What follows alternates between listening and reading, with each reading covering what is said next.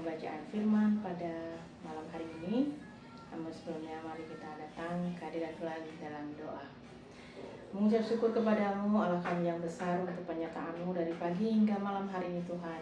Kekuatan, kesehatan yang kami boleh rasakan itu karena berkat kasih-Mu Tuhan. Tuhan yang baik, kami akan kembali melanjutkan pembacaan firman-Mu Tuhan. Kiranya apa yang kami baca tidak berlalu begitu saja Tuhan, namun kami mempunyai arti yang boleh kami lakukan dalam kehidupan kami Tuhan.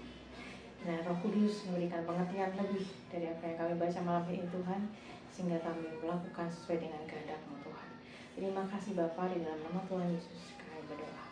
Amin. Dan malam hari ini kita akan melanjutkan pembacaan firman Tuhan yang terambil dari kitab 2 Tawarikh pasal yang ketiga, ayat yang ke-8 sampai yang ke-14. Demikian firman Tuhan. Kemudian ia membuat ruang maha kudus, panjangnya 20 hasta menurut lebar rumah itu, dan lebarnya 20 hasta juga. Lalu ia menyaputnya dengan emas tua seberat 600 talenta, berat paku-paku 50 sikal emas. Juga kamar-kamar atas disaputnya dengan emas. Ia membuat 2 keruk berupa pahatan di ruang maha kudus dan melapisinya dengan emas. Sayap keruk-keruk itu seluruhnya 20 hasta panjangnya. Sayap yang sebelah keruk yang satu 5 hasta panjangnya dan menyentuh dinding ruang, sedang sayap-sayap yang sebelah lagi juga 5 hasta panjangnya dan menyentuh sayap keruk yang lain. Begitu pula sayap keruk yang lain itu 5 hasta panjangnya dan menyentuh dinding ruang, sedang sayap yang sebelah lagi juga 5 hasta panjangnya dan bersentuhan dengan sayap keruk yang pertama. Jadi sayap kedua keruk itu membentang sepanjang 20 hasta, sedang kedua keruk itu berdiri di atas kakinya dan menghadap ruang besar. Kemudian ia membuat tabirnya dari kain ungu tua, kain ungu muda, kain kirmisi dan lenan halus, dan menggambarkan kerubim padanya. Amin. Dan dari pembacaan firman ini kita melihat bagaimana Salomo yang begitu kaya, mempunyai banyak harta, yang memakai kekayaannya yaitu emas dan kain-kain yang sangat berharga untuk membangun rumah Tuhan, sehingga itu sangat berharga untuk kemuliaan Tuhan. Salomo membangunnya dengan sesuatu yang sangat berharga, rumah Tuhan. Di zaman sekarang kita, setiap kita, umatnya adalah bait Tuhan. Bagaimanakah kita akan membangun bait rumah Tuhan itu? Apakah dengan cara kita menghiasi diri kita, tubuh jasmani ini, dengan emas dan perak, seperti Salomo membangun rumah Tuhan dengan emas dan perak?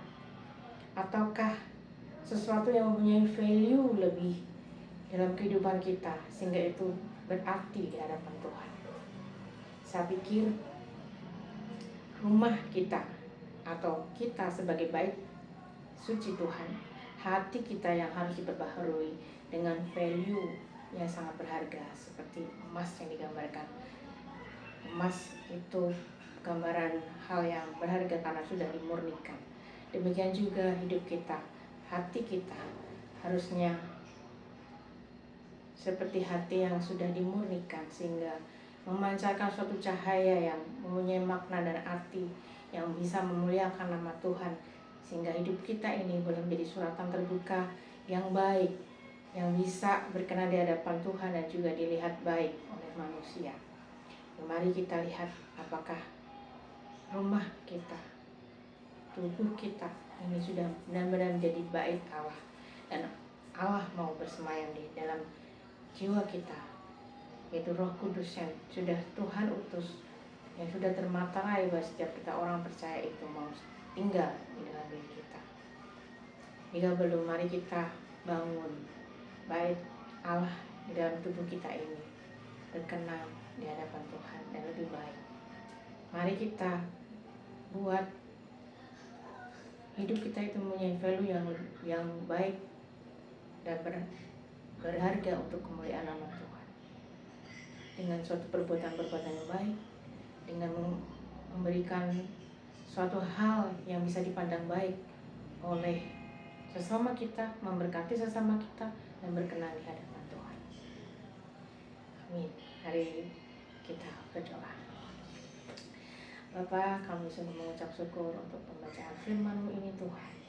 Kami mengingat pembangunan bait Allah yang dilakukan oleh Salomo dengan bahan-bahan yang begitu berharga Tuhan.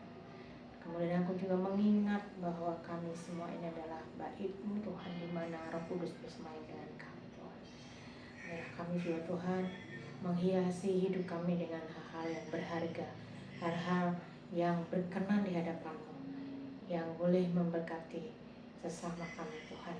Dengan laku kami boleh mengubah sikap kami, pikiran kami, sehingga itu boleh menjadi cahaya terang yang berkilauan seperti emas Tuhan di hadapan-Mu. Terima kasih ya Bapa untuk firman-Mu. Biarlah kami Tuhan terus mau berserah untuk pimpinan-Mu, sehingga hidup kami terus berkenan di hadapan-Mu. Terima kasih Bapa, di dalam nama Tuhan Yesus kami berdoa. Amin. Demikianlah pembacaan firman pada malam hari ini. Kiranya Tuhan memberkati kita semua. Amin. Firman-Mu pelita bagi kakiku, terang bagi jalan.